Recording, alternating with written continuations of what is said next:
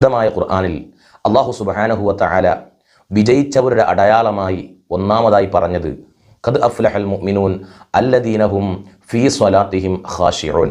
ഭക്തിയോടുകൂടി നിസ്കാരം നിർവഹിക്കുന്ന വിശ്വാസികൾ വിജയം കൈവരിച്ചു കഴിഞ്ഞു എന്ന് പരിശുദ്ധമായ ഖുർആൻ വിശ്വാസികളുടെ അടയാളമായി ഒന്നാമതായി പരാമർശിച്ചതാണ്.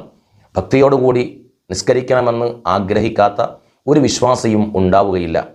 എന്നാൽ മഹാന്മാരായ പണ്ഡിതന്മാർ പറഞ്ഞു, നിസ്കാരത്തിൽ ഭക്തിയുണ്ടാകണമെങ്കിൽ അവൻ എടുക്കുന്ന വുളൂഇലും ഭക്തിയുണ്ടാകണം. കാല ബഅദുൽ ഉലമാഇ അൽ ഹുളൂറു ഫി സ്വലാത്തി ബിഖദരിൽ ഹുളൂരി ഫിൽ വുളൂഇ വഖദ് ജറബ ദാലിക ഫസഹ.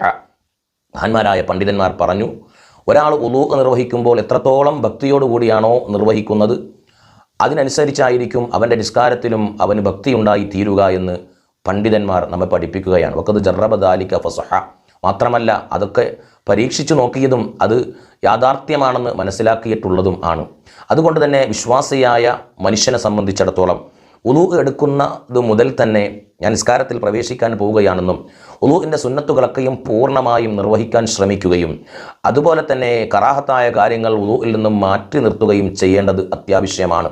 പലപ്പോഴും നിസ്കാരത്തിൽ നമ്മുടെ ഭക്തി നഷ്ടപ്പെട്ടു പോകുന്ന പല വിഷയങ്ങളും ഉണ്ടാകാൻ കാരണം ഞാൻ നിങ്ങളും ഒന്ന് ചിന്തിച്ചു നോക്കണം. നമ്മൾ വുളൂ എടുക്കുമ്പോൾ ഏത് രൂപത്തിലാണ് എടുത്തത് എന്നുള്ളത്. അതുകൊണ്ട് തന്നെ നമ്മൾ പള്ളിയിൽ പോയി വുളൂ എടുക്കുമ്പോൾ അവിടെ കൂട്ടുകാരൻ്റെ വിശേഷം അന്വേഷിച്ചു കൊണ്ടാണ് നമ്മൾ വുളൂ എടുക്കുന്നത്. വുളൂഇൽ സംസാരിക്കൽ കറാഹത്താണെന്ന് നമുക്കെല്ലാവർക്കും അറിയാം. ഇനി വീട്ടിൽ വെച്ച് വുളൂ എടുക്കുന്നവർ അവർ വുളൂ എടുക്കാൻ പ്രത്യേക സംവിധാനമൊന്നും ഒരുക്കിയിട്ടില്ലെങ്കിൽ ഒന്നിരിക്കൽ ബാത്റൂമിൽ നിന്നോ കുളിമുറിയിൽ നിന്നോ ഒക്കെയാണ് വുളൂ എടുക്കുന്നത്. അപ്പോൾ ആ വുളൂയിൽ എത്രത്തോളം ഭക്തി ഉണ്ടാകുമെന്ന് ഞാൻ നിങ്ങളും ചിന്തിച്ചു നോക്കിയാൽ മാത്രം മതി. അതുകൊണ്ട് തന്നെ വുളൂ എടുക്കുന്ന സമയത്ത് അള്ളാഹുമായിട്ടുള്ള സംഭാഷണത്തിലേക്ക് ഞാൻ പുറപ്പെടാൻ പോവുകയാണ്, അതിലേക്ക് ഏർപ്പെടാൻ പോവുകയാണ്.